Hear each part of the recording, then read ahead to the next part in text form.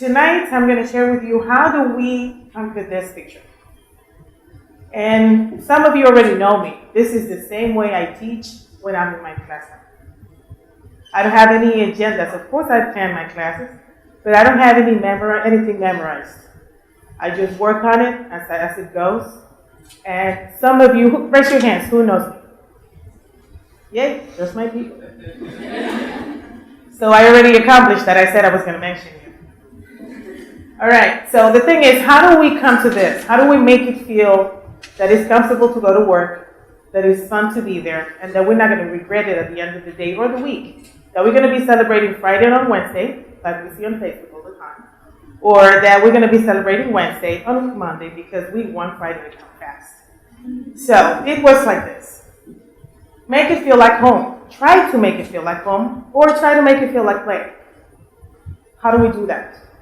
So let me start by saying, when I came back from Israel in 1996, I came with all these ideas in my head. I wanted it to be perfect. I love research. I wanted to work on research. So I had this full agenda of issues and items that I wanted to accomplish. So you know why it doesn't really happen that way. When I got here, this is the sensation. Probably when I was, arriving at the airport, I was thinking, oh my God, I'm going to nail this. I'm going to publish every year. It doesn't really happen like that. Ask Quiero about that. It's not like that. What truly happens is we come up in contact with the reality of a country that is struggling with everything: economics, social issues, family issues. And we don't know how to handle all that because we were not trained to handle it. I'm a dentist, for God's sake. Who tells a dentist how to handle a business? Who teaches you how to be a mom? There's no book for that. So when I came back, I became a mom first. Test. My daughter's somewhere there. And all those knowledge and information that I didn't have or get through dental school, I had to work with when I got back. So yeah, of course, the feeling is tiny little me there will be big for what I felt in that moment.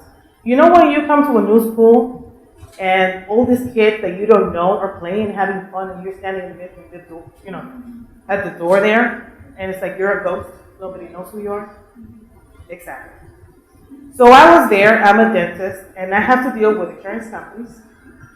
I have to deal with factories and thousands of co-workers in different places, and I didn't know what to do.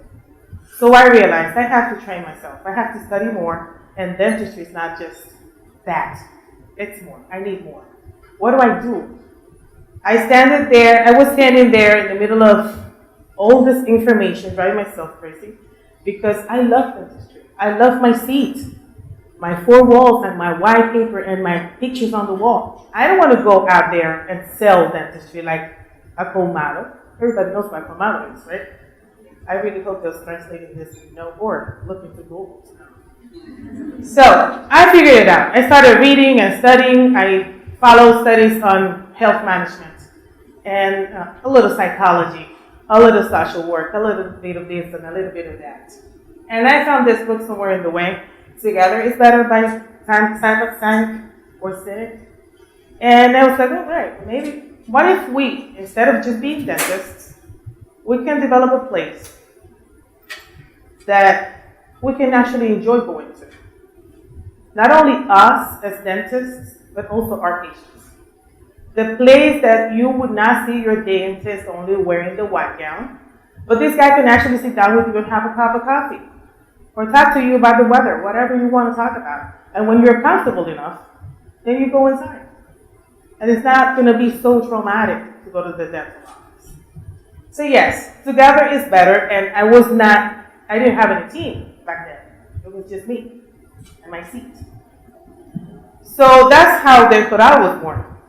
An idea of me working for other people, observing how they did it. How was it that patients were only their wallets or their faces? If they were looking good, they would be charged more. If they were foreigners, they would be charged more. But that's not the way I saw life. I didn't like it. So I wrote down everything. If I show you my notebooks, you would probably call me crazy because people don't normally do that. I write everything down. My students probably will laugh at this because I say this every day. I write everything down. I forget everything too. So, when you forget stuff so easily, you have to have a backup plan. So that's what I do. I write it down. I observed other clinics. I worked for other people. And I came to the conclusion that if we don't see people, patients coming to our offices as persons, it's not going to work out. They're going to go from one office to the other until they find someone that is a friend. And that's what we want to be. And it also happens to the ones working for us and with us.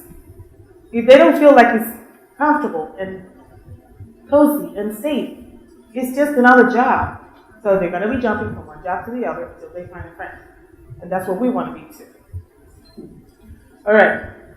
This is not my idea. This comes from, probably you've heard it from, I don't know if you know San Ignacio de Loyola, or if you heard of him before, but being the best version of you that you can be the best gift that you can actually offer to other people and yourself. So authenticity in your workplace could actually make it fun. I teach because I like it. I know other teachers say the same thing too. But I love dentistry. How does that work together? It works perfectly because, as a matter of fact, I don't teach dentistry. I teach English, which is fun. But you can choose your qualities. Find out who you are. Study who you are. Accept who you are. And then from who you are and the way that you accept yourself, you go towards other people. And whatever you say is trustworthy because it comes out straight from your heart.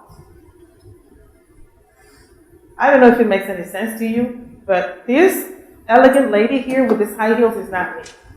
If you know me from before, I like my sneakers.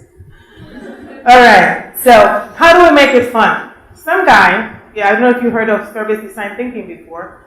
Some guy, Mark Stigmer from Sweden, studied him and other people. How do we come up with a method that actually works and it is not boring or scientific in a way that, when we think about science is boring, it doesn't have to be. So what we do in Dentoral is we develop dental plans for companies and individuals. Not everybody has the same kind of teeth or the same conditions. So by studying each case with specific needs, we come up with specific plans for specific people and companies. And this is the process. It's simple. We come together in workshops. We celebrate everything together. And while we celebrate our birthdays and St. Valentine's or Christmas, as we celebrate, we're working on ideas. Did I say that we have to know who we are first? Okay, so everybody finds out in a series of workshops that we conduct who they truly are, and then from there, we respect their ideas coming out. It doesn't matter if it's the cleaning lady. It doesn't matter if the assistant comes up with the idea. Maybe they will solve a problem that I didn't come up with because I wasn't paying attention, but they did. They were in contact with people. Okay, so we come up with a prototype. Our prototype is a dental plan. Let's say company A needs something that our company B doesn't need. And we just do it as we have our birthday parties and other activities as a company. And then we test it. How do we test it? We sell it. We sell it to companies. They come back to us. If it works, we develop on that. If it doesn't work, we just change it again. We polish, we sell it again. If it doesn't work, we polish again. And it goes on and on. And then we try not to become Dentoral as a unique dental practice that is like every other practice. We're dentists. That's who we are. But we're different because we hear you. Because we listen to what other people have to say. And if it comes to the classroom, it's the same thing. I love it when my students hug me and tell me, oh my God, I wish you could teach me some other class here. Oh, I wish, but time is up. So you come and become this red rose here. in our case, this Red Rose. This is who we are, part of the clan. And as we celebrated that day, we were celebrating, I don't remember, it was Christmas probably, because there's gifts and booze. And we came up with an idea. How do we allow our people to enjoy where they work? And it was very simple. We gave it a name and a last name with service design thinking, working on those workshops, and it came simple as you would not imagine. If you tell me what you need, I design with you your schedule, the time that you can go to work or not. If you need time to go to your school, your kids' reunions, if you need time to just stay at home till 10 o'clock, you would be free to design your schedule and work activities. It doesn't happen everywhere you work at. So it turns out that we can develop a place that is fun to go to. It's easy because you don't feel like it's going to work. It's like going home and meeting your friends in the coffee shop from Yale's TED Talk. And of course we work hard. It never said that we didn't work hard. We do. But working hard comes together with an environment that is fun, that is easy. And when stress situations come to us, we're there to look for solutions for that. I would not introduce you to all these girls. And of course there's boys. But you know guys don't like pictures so much. I don't know why. And these guys actually enjoy going to work. I get to have birthday parties and baptisms. I'm the godmother of I don't know how many children from my girls. And I'm glad that I get to see them grow. I just wanted to share that our jobs don't have to be boring. You get to go to work and enjoy it, even if it's hard, even if we have to struggle with situations and obstacles.